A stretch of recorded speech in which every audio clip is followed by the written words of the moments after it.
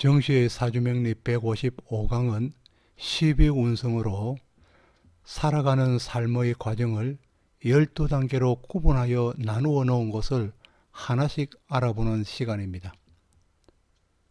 과연 나는 지금 사주에서는 어떠한 단계를 밟고 있는지를 알아서 미리 준비하고 대비하는 지혜를 얻기 위함입니다. 그럼 12단계의 첫 시작인 절지의 단계부터 알아보도록 합니다. 12운성의 전체적인 개념과 그리고 절지에 대해서 상세하게 알아보도록 합니다. 12운성은 인간의 삶을 12단계로 나누어서 시작점과 끝나는 점을 나타내기 위한 수단입니다. 이를 위하여 천간의 10가지를 12지지에 대응하여 구분하여 놓은 것이며, 이 12단계는 완전히 무공인 절된 상태에서 시작하여 태지, 양지, 생지, 그리고 녹지, 왕지, 세지를 거쳐서 병지, 사지, 묘지까지로서 마지막 묘에 들어간 과정까지로 구분하여 놓았습니다. 이렇게 12단계로 구분은 하였지만 그 간격이 동일한 것은 아니며 성장기 시절과 노후는 짧게 세분화되어 있습니다. 또 정간은 양간과 음간으로 나뉘어 있고, 음양은 본디부터 역하는 것으로서 12운성은 양간이 시작되어 생할 때는 음간은 사하는 것이며 역하는 것이기 때문입니다. 사하는 것이며, 음간이 생하여서 시작될 때는 양간은 사하게 되어서 자연의 법칙을 따르고 있습니다. 이를 이름하여서 양생음사라 하고 음생양사라 하는 것입니다. 이 12운성의 역사는 중국의 원나라까지는 사용되었으나 명대에서 청대 말까지는 빛을 잃었던 시기이며, 일본으로 건너가서 근대에 우리에게 영향을 미치게 되어서 오늘날은 확고하게 명리학의 한 분야가 되었습니다. 지금부터는 12운성에서 절지에 대한 설명입니다. 12운성 중에서 이 절지는 에너지가 가장 낮은 상태이며, 묘의 무덤에 들어간 후에 외부로와는 완전히 단절되었다는 의미입니다. 그리하여서 절지는 절멸의 기상으로서 완전히 두절되고 고립된 외로움입니다. 정숙한 환경이므로 고요함만이 있고 아무 욕심도 없는 순수한 상태이기에 손익을 일일이 따지는 것과는 거리가 먼 사람으로서 영리적인 것과 그리고 계산적인 것과는 거리가 멀고 무엇이든 파고들어서 미주알 고주알 하지는 않는 사람입니다. 또 이 절지는 주의와 단절된 개념으로서 기가 엷은 사람으로 주의의 유혹과 게임에 빠져들어 손해를 보기 쉬우므로 절지에 있는 사람이라면 주위의 동료나 친구와의 동거래는 금물입니다. 또 절지는 주위의 유혹에 넘어가 그 여파로서 오랫동안 어려움을 당하는 사람이 많은 것이 절지에 앉은 사람의 특징이기도 합니다. 또 예로서 갑일간과 그리고 경일간의 절지는 신금과 임목으로서 이동수가 많습니다. 그리고 지지의 임목이 사신과 조할 때는 더욱 많은 이동수를 나타내지만은, 그러나 경인일주의 경우에 묘진 오술해로 만날 때는 이동수가 덜하며, 갑신일주의 경우에 사유술 자진과 만날 때는 역시 이동수가 줄어듭니다. 이 절지는 단절로 인하여서 생각이 많아지기 때문에 연구하거나 창작하거나 집필하기로는 적기입니다. 또 절지에 있는 경우는 정신적으로 이루는 것 외에는 무엇을 하려고 해도 실제로 잘 이루어지지 않습니다. 이 절지는 유배지에 홀로 떨어진 상태와 같습니다. 절지는 나에겐 아무 힘과 능력이 없는 시기이기에 엉뚱하게 가만히 앉아서 억울하게 손해를 보기도 합니다. 절지를 벗어나는 것은 자기의 의지로는 할 수 없으며 운에서 벗어나야 하며 벗어난 후에는 누군가의 도움이 있는 것이 절처봉생이며 바로 천우신조입니다.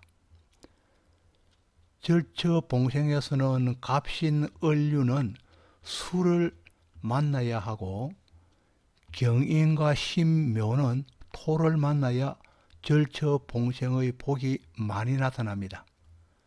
그러나 이때에 토극수하거나 아니면은 목극토하여서 극이 일어날 경우에는 복을 논할 수 없습니다. 또 이 절지는 해진 후에는 동력에 동쪽 하늘에 해가 다시 오르듯 머지않아 양이 시작되는 태지 이후의 시기가 멀지 않았다는 것입니다. 이와 같이 일지에 절지를 놓으면은 현재는 절지에 놓여서 힘든 생활이지만은 미래 중년 이후는 봉생으로 다시 살아남을 의미하여서 길함이 있음을 나타냅니다. 그러나 초년기에 인성이 절지에 들면은 공부할 시기에 기회를 놓칠 수 있는 안타까움은 있습니다.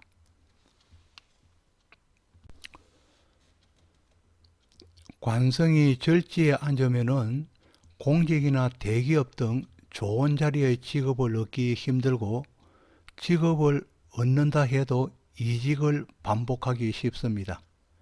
그리고 남자는 자녀와 사이가 멀어져 정이 없게 되고 여자는 대체로 배우자 인연이 박하지만은 재혼한 경우에 인성의 도움이 있는 경우에는 좋은 인연을 만날 수 있기도 합니다. 일반적으로 남녀에서 절지는 성격이 까칠함을 의미합니다. 또 관절지도 배우자와의 관계는 처음에는 다툼이 심하지만은 절처봉생으로 나중에는 사이가 좋아지게 되어 있습니다. 재성이 절지에 놓이면은 재물이 늘상 부족하고 배우자 복이 항구하지 못하고 질병에 시달리거나 병약할 수 있습니다. 그리고 재성의 절은 깊은 수렁에 빠지는 경험을 한 번은 하게 되고 그 후에는 다시 수렁에서 올라온다는 것입니다. 재성은 처와의 관계도 상반된 관계로 깊은 상처를 남긴 후에 예정이 다시 싹트는 관계로서 중반기 이후 아름다운 관계를 이룬다는 것입니다. 또 재성을 부친으로 볼 때에도 마찬가지로 부친이 힘든 세월을 한번 겪은 후에 재기한다는 메시지를 담고 있기도 하지만은 재기하지 못하고 돌아가신다면은 어느 부분엔가 유산이 남겨져 있음을 나타내는 것이 즉 절처봉생의 의미입니다. 다음에는 이 식상이 절지에 놓이면은 의식주 해결에 어려움이 따르고 여러 가지 활동에 막히는 현상이 많이 나타납니다. 또 남명인 경우에는 처가와의 인연이 약하여 그 덕을 기대할 수 없습니다. 그리고 여명은 자녀와의 인연이 박하여서 자녀를 두기 어렵고 둔다고 해도 예가 따르게 되고 산액으로 유산과 낙태가 따를 수 있습니다. 절지가 있다면 자식을 본 후에는 일찍부터 유학을 시키는 것이 좋습니다. 그리고 역시 절지에 있는 예명의 자식은 키울 적에는 속을 썩혀도 절지는 봉생으로 중년기 이후에는 효도하는 자식으로 바뀌는 묘용이 있습니다. 또 비겁이 절지에 들면은 형제 자매와의 인연이 빨리 끊어질 수 있고 다툼이 심하게 됩니다. 그러나 훗날에는 상부상조하는 관계를 이룰 수 있습니다. 또 인성이 절지에 오면은 이는 음덕이 없다는 표식으로 모친과의 인연이 끊어지거나 멀어지기 쉽습니다.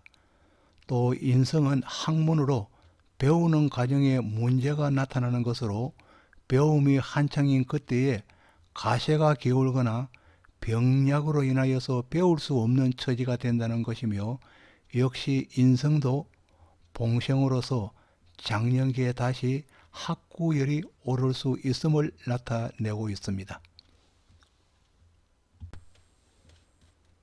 그리고 목일간일 경우나 또 금일간일 경우에 재성과 관성이 절지에 놓여도 재성의 결재권과 그리고 관성의 권력을 확실하게 가지고 있는 기업인이거나 경영인이거나 또 군인이나 경찰, 검찰이나 법 쪽에서 종사하는 경우라면은 사주에 절지가 있다고 하여서 반드시 절지를 거쳐야 하는 것은 아닙니다. 이는 절과 태를 하나로 뭉쳐진 개념으로 보기 때문입니다. 그리고 또 시주에 절이 자리하는 경우는 일생을 공고하게 보낸 사람이라면은 의외로 천우신조를 나타내기도 하여서 역전의 기회를 얻을 수 있지만은, 그러나 일생을 부하게 보내는 경우라면은 시주에 절지가 있다면은 어려움에 대처하는 방법을 모색해야 할 것입니다. 일반적으로 연주가 절지에 처하면은 조상의 음덕이 없고 일찍 유학하거나 초년에 고생이 많고 변화를 많이 겪게 됩니다. 그리고 월주가 절지에 들면은 청년기에 고생이 많고 학업도 힘들게 되는 경우가 많아서 제대로 정규 과정을 마치기 힘들다 하겠습니다. 그리고 일주에 절이 들면은 직업 변동이 잦은 편이며 배우자의 덕이 없고 재혼의 이력이 생기게 됩니다.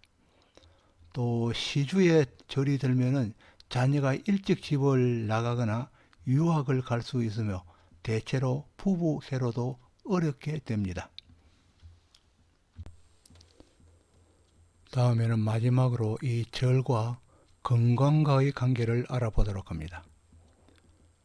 절이 임묘의 목에 해당하면은 목이 구부러지는 지점을 나타내어 신체에서는 목 디스크, 요통, 그리고 관절 부위에 해당하는 오십견, 무릎과 그리고 손가락, 발가락의 부위에 관절염이나 류마티스 등이 오기 쉬운 사람입니다. 그리고 사화나 오화의 화가 절지에 해당한다면은 심장과 순환기 계통에 문제가 생기기 쉬운데, 여기에 수기가 강한 사람은 더욱 조심을 해야 할 사람들입니다. 그리고 이 신금과 유금의 금이 절지에 해당한다면은 폐를 비롯한 기관지가 약해서 심한 운동이나 등산 등을 하기 힘들며 또 반드시 금연이 필요한 사람입니다. 그리고 특히 대장이 약해져 변비가 생기기 쉽고 피부의 트러블이 많이 일어나는 사람입니다. 설상가성으로 화기가 강하면서 절지에 있는 사람이라면 절지에 형충이 드는 시기는 산과 물이 있는 곳으로 여가를 가는 것이 좋겠습니다. 또 해자의 수가 절지에 해당하는 사람은 신장이 약해지기 쉽고 방광 등 내 분비계가 약해질 수 있는 사람으로 땀샘이나 눈물샘 등 기본적인 대사 활동에 장애가 올 수 있는 사람입니다. 노후에 절지가 온다면 미리미리 보완할 필요가 있다고 하겠습니다. 여러분에게 구독을 부탁합니다. 정시의 사주명리 155강은 12운성의 첫 번째 시간으로 절지에 대해서 알아보았습니다. 다음 강의는 두 번째 시간으로 12운성의 태지에 대해서 알아보도록 하겠습니다. 다시 한번 여러분에게 구독을 부탁드립니다. 감사합니다.